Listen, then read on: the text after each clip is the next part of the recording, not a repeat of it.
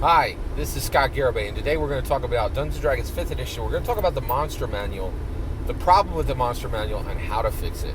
Alright, so I have recently noticed a massive problem with the Monster Manual. I've become very sensitive to it because of an activity I just completed, alright? So let's talk about this. What is it I'm talking about, and how do we fix this problem? Well, the Monster Manual is just a mess. It's a complete misnomer to say Monster Manual, right? There's a whole bunch of things in the Monster Manual that aren't monsters. And this is incredibly problematic, and it definitely needs to get fixed. Alright, so what is in the Monster Manual now, and what should be in the Monster Manual? The problem is there's three things that are in the Monster Manual now. There are monsters. Okay, now let's define a monster. Let's give a good example of a monster, right? So a monster that you will find in the Dungeons & Dragons 5e Monster Manual is a zombie, right? Zombie is a monster. It is completely appropriately named monster, okay? They want to eat brains. Like that, that is definitely evil aligned. It is monstrous, and they are monsters. Done. Okay? Now, there's three things in a monster manual right now. There are monsters, there are allies, and there are beasts. And this is the problem. The monster manual has two other things in it that are not monsters and are highly problematic putting them in the monster manual. So let's talk about allies. What is an ally? Here you go, a unicorn. The unicorn is in the monster manual. What on earth is a unicorn doing in a monster manual, right? Monsters are things you slay, right?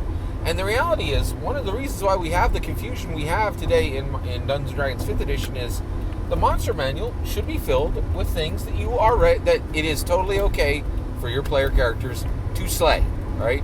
1/3 of the Dungeons & Dragons pillars is combat. Combat, interaction, exploration. There needs to be a very distinct, very clear list of things that you go out and you kill, right? Like it's part of the game. It's just part of the game, and it needs to be there, right? Red dragon, zombie, right? Very clear monsters, okay? Now, what is an ally? A unicorn is clearly an ally. It's completely good aligned, and there is never, ever a point where a player character should be going to slay a unicorn.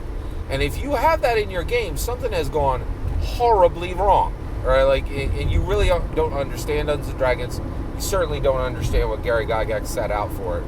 But by putting the unicorn into the monster manual, you position it to be slain by player characters, right? And it's not that outrageous for player characters to be like, I'm going to go kill a unicorn. Why? Because it's in the monster manual, right? Last is beasts. Beasts, draft horses, apes, wolves, right? These are all beasts, right? And they are not monsters, and they are not allies, right? They're simply animals. They're beasts, right? One of the biggest reasons the beast section exists in the monster manual is for druids. Druids are going to wild shape into these creatures, right? So it needs to be there. It needs to be a robust list, right? But it certainly does not belong in the monster manual, right? So how do we fix this? So, and actually, real quick, I'm just going to say, one of the reasons why I'm so sensitive to this is I am going deep into Magic the Gathering Dungeons & Dragons. My entire Magic the Gathering running section, I really am eschewing miniatures, and I'm shifting over to a Dungeons & Dragons through Magic the Gathering cards milieu. I feel like it's very visual. It allows me to build compelling stories quickly. I'm actually doing theater of the card. Like there's theater of the mind, theater of the grid, theater of the card. We're actually placing player character miniatures onto the cards, and all of my player characters have player decks now, right? Literally decks that they can invoke magic cards from, and it's a big part of the game, right? Well, in order to get there, I went through a 20-year collection, actually since 1993, so that's 93, 2003, 2013, actually 28 years. I went through a 28-year collection of literally like 10,000 cards, and I had to sort cards by Are these player characters? Are these monsters? Are these beasts? Are they allies? Right? And I just become so sensitive, and once I was done with this exercise, I realized how horribly the Monster Manual has confused players and confused what and who things are, right? The beasts and allies have no business in the Monster Manual. And this goes even further, right? Like, planar allies are in the Monster Manual, and also, like, there are actually races listed in the dungeon. Like, essentially merfolk, or there are several. The idea that you would play a monstrous race is terrible, right?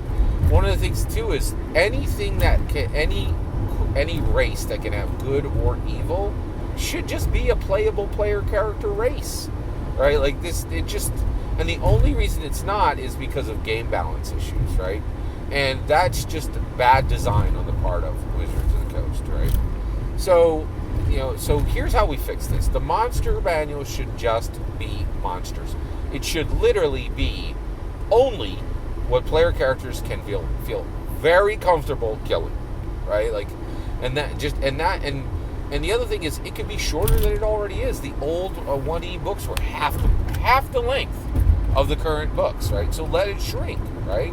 Let it shrink down to, or you can even keep it the same list and just list new and other strange, weird monsters. Like, no problem. It's fine, right? Allies. There should be an Allies Almanac, a new book that is just like things like unicorns, and also maybe really unusual races, right? Like the Slade would be a good example. The SLAAD, right? They're like, that the idea that they're monsters really is, there's all kinds of things that are, now demons, yeah, keep them right in the Monster Manual, right? Like, it's fine. But but tieflings, that should go in. The place for tieflings should be in, and I guess tieflings are in the Dungeon Master Guide, right? But so, and there will need to be a lot of thought around this, right? But I think the Ally Almanac is unusual races that can be played by player characters, and clear allies, like planar allies, and like unicorns, and even like the Flumph, right? The Flumph should probably be in the Ally Almanac, right? And then where do the beasts go? Well, the beasts should absolutely go right into the player's handbook, right? And the reason they should go into the player's handbook is wizard spells are listed in the player's handbook. Why on earth should wild shape options be anywhere but in the player's handbook, right?